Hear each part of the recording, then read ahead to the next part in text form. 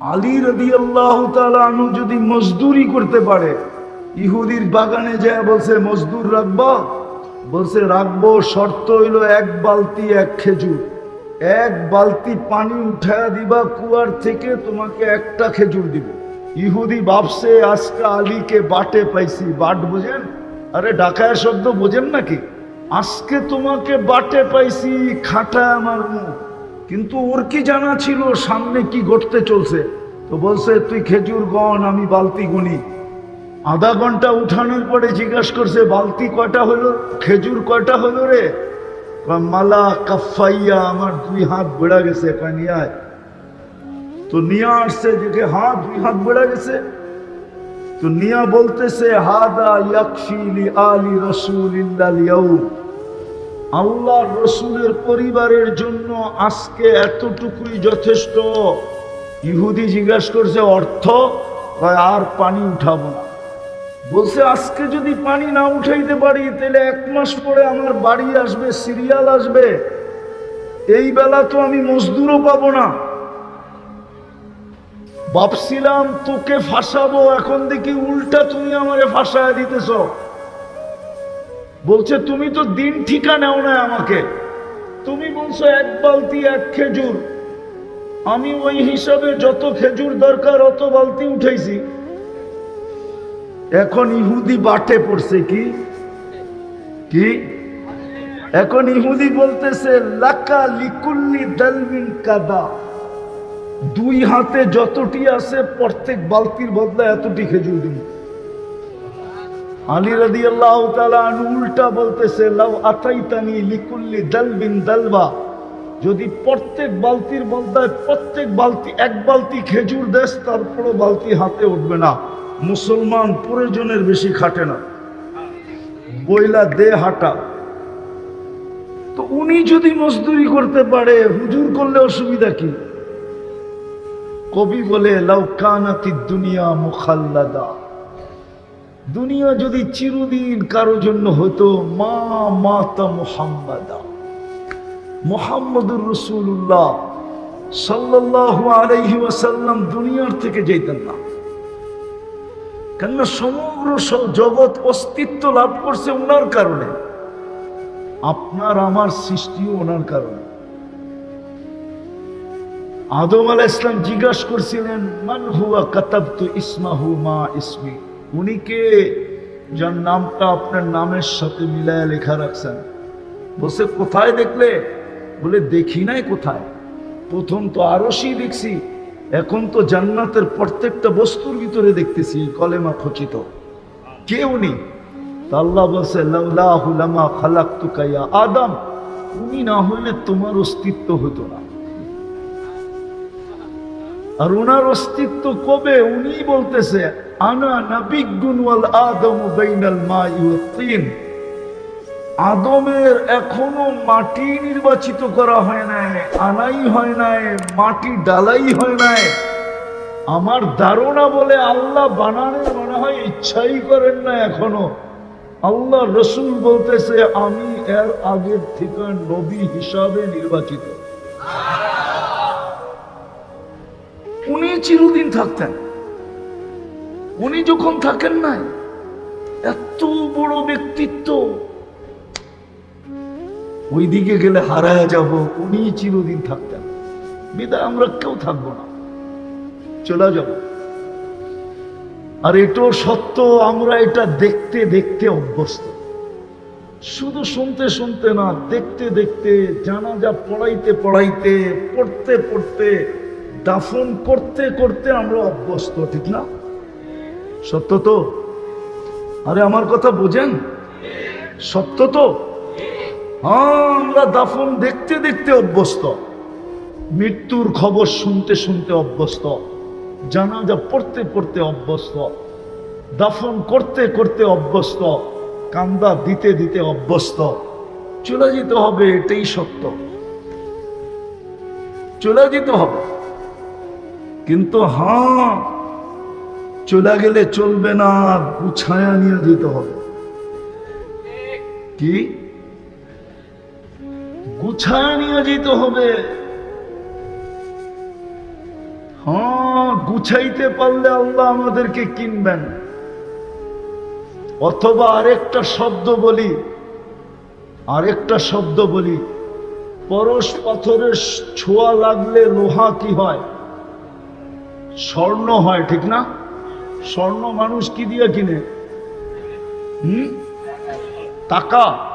আমি বলি কাগজ দিয়ে কিনে, কাগজ, ঠিক না? টাকা কিসের? তো স্বর্ণ মানুষ কাগজ দিয়ে কিনে। আল্লাহ বলে পরশ পাথরের ছোঁয়া লাগলে যদি লোহা সোনা হয়, আর তোমরা ওই সোনা কাগজ দিয়া কিনো, আর তুমি যদি গুছায়াত নিজেকে সোনা বানাইতে পারো, তাহলে আমি আল্লাহ তোমাকে কিনবো, কিন্তু কাগজ দিয়া না, জান্নাত দিয়া কিনবো। জান্নাত, জান্নাত চিনেন? গুগলে জান্নাত নাই, সার্চ দিয়ে দেখো না, পাবা। আরে পাবা, আরে না পা, আমি ঠিকানা দিতেছি, পাবা। গুগলে সার্চ দাও, দেখাবে ভৈরব হাইওয়েতে একটা দেখাবে জান্নাত হোটেল। আবার চিটাগাংয়ের দিকে গেলে দেখবা যে একটা জান্নাত হোটেল লেখা আছে। আর না হলে কারো বাড়ির প্রসিদ্ধ বাড়ি যদি হয়, জান্নাত ভিলা লেখা আছে। এরকম অনেকগুলা গুগলে পাবা, কিন্তু আসল জান্নাত পাবা না। কেন? আসল জান্নাতে তোর চর্চাই নাই। হুজুররা তো রাগ হয়ে যাবে। আসল জান্নাতের আমাদের সমাজে চর্চা নাই। যদি আসল জান্নাতের চর্চা হইতো, তাহলে আমি বিশ্বাস করি আমার যুবকরা মাদকে আসক্ত হতো না, জান্নাতে আসক্ত হতো। আমার নারীরা, মা বোনরা দুনিয়ার বস্তুতে আসক্ত হতো না। সারাদিন অনলাইনে ঘরের খুঁটিনাটি জিনিস দেখতো না, অনলাইনে মার্কেটিং করতো না, অনলাইনের আসক্ত হতো না। আমার মা বোনরাও জান্নাতের আসক্ত হতো, জান্নাতে। কসম, যেই মহিলার দিলে জান্নাত ঢুকছে, ও বৎসরে 4 জোড়ার বেশি 5 জোড়া কাপড় কিনবে না। পুরান কাপড় রাখার ওর কাছে কোনো আলমারি থাকবে না। বলে আপনার ঘরে আছে, আমার ঘরেও আছে, আমিও ঢুকাইতে পারি। কসম, 3 মাসে 1 জোড়া কাপড় কিনবে, 3 চেড়া 12, 4 জোড়ায় বৎসর শেষ। কেন? ওই মহিলা জানে জান্নাতে ওকে আল্লাহ কি পড়াবে।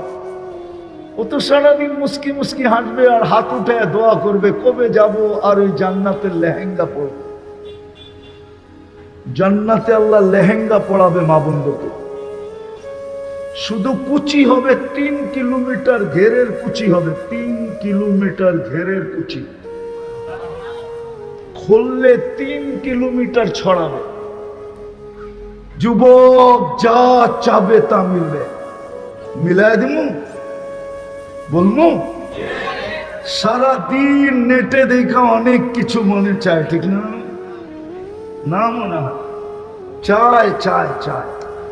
অর্থকি, সর্তকি, নর্তকি, গায়িকা, সায়িকা, ঠিক না?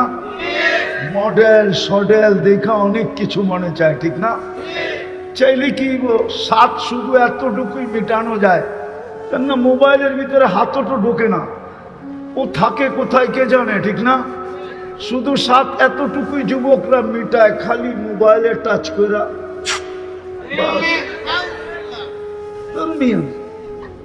সব কথাই না উজুবিল্লাহ পুরা বাচ্চা কইরা দেন।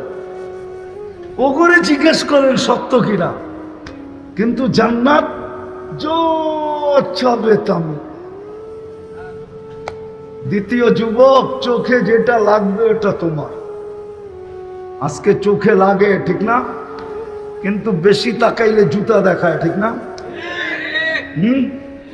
গালিটা তো বাদ দিলাম, শুধু জুতাটাই বললাম, ঠিক না? কিন্তু জান্নাতে যেটা চোখে লাগবে ওটা আমার। দ্বিতীয় 6টা হলো, আরেকটা আছে, ফালা তা'লামু নাফসুম মা উখফিয়া লাহুম। আল্লাহ বলে বানায়া তোর জন্য লুকায় রাখছি, মাঝে মাঝে দিয়া তোমার সামনে দিয়া তোমাকে অবাক করে দেব। চলেন 1-2টা শুনাই। একদিন দেখা যাবে জান্নাতে আল্লাহ জান্নাতির জন্য একটা ফল পাঠায় দিয়েছে, সবার কাছে একটা ফল, একই রকম ফল হাতে নিয়ে সবাই দেখবে এই ফল তো আমাদের গাছে ঝুলতেছে। ফেরেশতাকে বলবে আল্লাহ এটা কি পাঠাইলো, এটা তো সামনেই আছে। ফেরেশতা বলবে কাটনা আগে, তো কাটবে তো দেখবে জান্নাতের যত ফল আছে সমস্ত ফলের রং এটার ভিতরে ঢুকানো আছে। যত ফল, ফালা তা'লামু নাফসুম মা উখফিয়া, আল্লাহ বলে লুকায় রাখছি তোকে অবাক করার জন্য। ফেরেশতা বলবে নাকের কাছে নে, তো নাকের কাছে নিয়ে দেখবে জান্নাতে যত ফল আছে সমস্ত ফলের স্মেল, সমস্ত ফলের ঘ্রাণ এটার ভিতরে ঢুকানো আছে। ফেরেশতা বলবে খানা, জিহ্বায় লাগানা, তো জিহ্বায় যখন লাগাবে ফেরেশতা বলবে আল্লাহর ওলি জিহ্বায় লাগায় দেখ না। যখন জিহ্বায় টাচ করবে তো দেখবে সমস্ত ফলের স্বাদ এটার ভিতরে ঢুকানো আছে। ফজরের নামাজ জান্নাতের সার্টিফিকেট। মান সাল্লাল বারদাইনের মধ্যে ফজরের নামাজ সর্বপ্রথম দাখালাল জান্নাহ। ইন্না কুরআনাল ফজরি কানা মাশহুদা। ফজরে কয়জন আসে? মনে হয় ইমাম সাহেবের মুয়াজ্জিন সাহেবই বেশিরভাগ থাকে, মুসল্লি দুই চারজন হয় কিনা উনি বলতে পারবে। বৃষ্টি বাদল যদি হয় আর বেশি কুয়াশা ঠান্ডা হয় তাহলে মনে হয় উনি আর মুয়াজ্জিন আর খাদেমি পড়ে, ঠিক না? আরে হানা কন্যা কয়জন আছে অথচ ডাকে কে? হ্যাঁ, আরে জোরে কোন আল্লাহ। যদি কোনো মালিক কর্মচারীকে 5 বার ডাকলো, শোনা সত্ত্বে জবাব দিল না, কি করবে? হ্যাঁ হ্যাঁ হ্যাঁ, আল্লাহ তো ডেলি 5 বার ডাকে। কে ডাকে? শুধু আল্লাহ ডাকে।